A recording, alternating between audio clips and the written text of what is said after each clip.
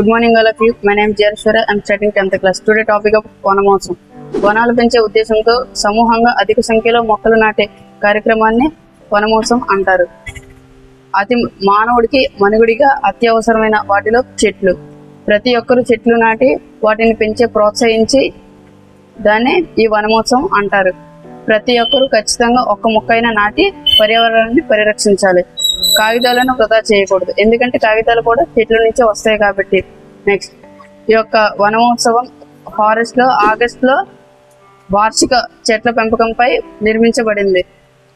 ఈ యొక్క వనమహోత్సవానికి ఎన్నో దేశాల నుంచి చాలా మంది వచ్చి ఒక వనమహోత్సవం అనేది నాటుతారు. ఆ యొక్క ఫారెస్ట్లో అటవీ సంరక్షణలపై అవగాహన కల్పించడానికి దీని ద్వారా ప్రధాన లక్ష్యాలు అందించారు. ఆవు పేడ కంపోస్ట్ గా ఉపయోగించడం, వ్యవసాయ పనిముట్లు, ఇల్లు నిర్మించడానికి చేయందించండి.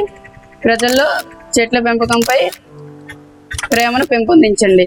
మన చుట్టూ ఉన్న ఖాళీ ప్రదేశాలలో కానీ, ప్రభుత్వ భూముల్లో కానీ, ఖాళీ పొలాల్లో కానీ మొక్కలు నాటండి.